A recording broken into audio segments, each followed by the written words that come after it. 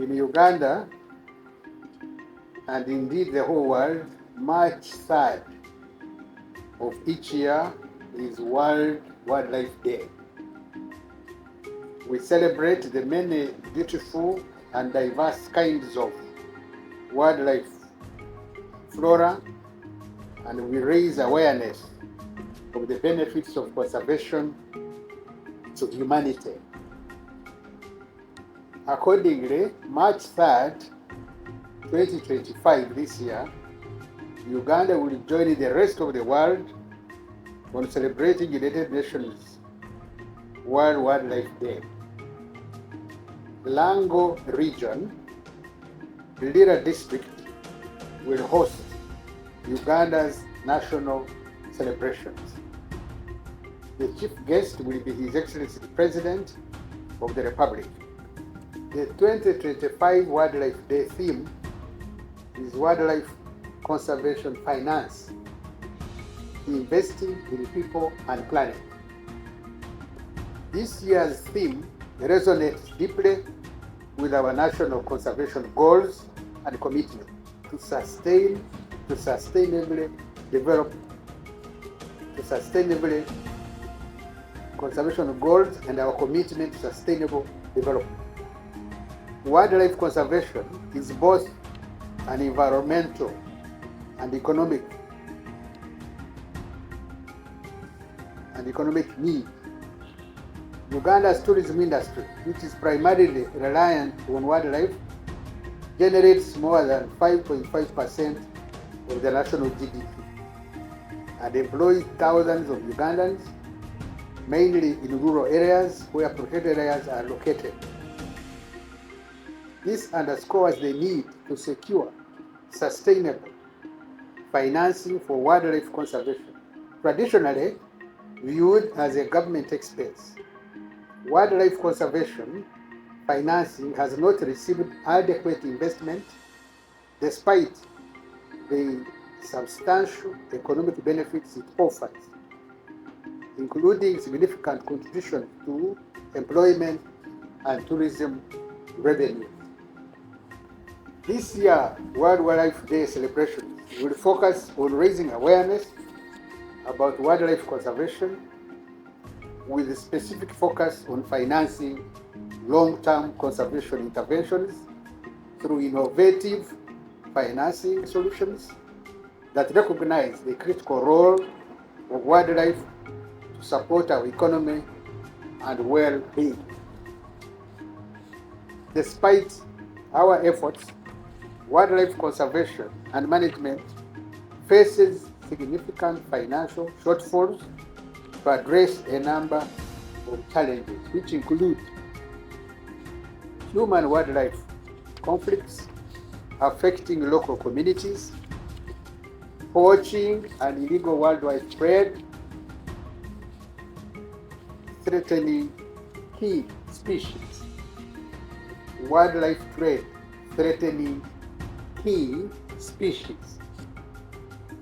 The Ministry of Tourism and Wildlife remains steadfast in supporting wildlife conservation through justifying increased budget allocation for wildlife protection and park management, promoting public-private partnerships to invest in sustainable conservation. When you look at the figures, it shows that wildlife conflicts with humans, the figures show that it's growing. Why is it growing? There are probably 3-4 reasons, but I'll give you 2. One is definitely, as the minister showed, the wildlife numbers are going up.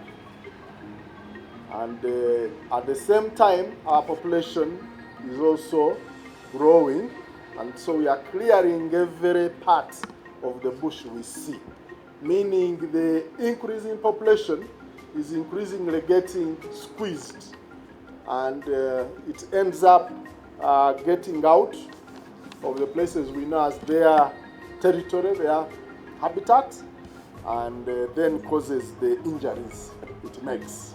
So that is one aspect. The other aspect is that I believe we have done a good job of raising awareness. To date, improved conservation has yielded promising results, which has put populations of wildlife on a steady recovery. Number one, the mountain gorilla population in Bwindi, Impenetrable National Park, grew from 400 in 2025 to now an estimated 459 or 500 individuals by 2028, with birth outspacing death, bringing the population to over 500 gorillas in Uganda alone, in Bwindi. I'm not yet talking about Mugahinga, I'm talking about Bwindi alone. We have a lot of interventions that try to prevent. We have a stone wall in Mugahinga. We have Mauritius thorn in areas of Bwindi. We have trenches around the Kibale National Park. We have an electric fence and trenches in Queen Elizabeth. We have used chili and fences and the trenches around Maction Falls and a number of other interventions. All those are preventive so that the wildlife may stay in the protected area and ensure that we have less of the conflict happening. But because of limited resources, we are not everywhere.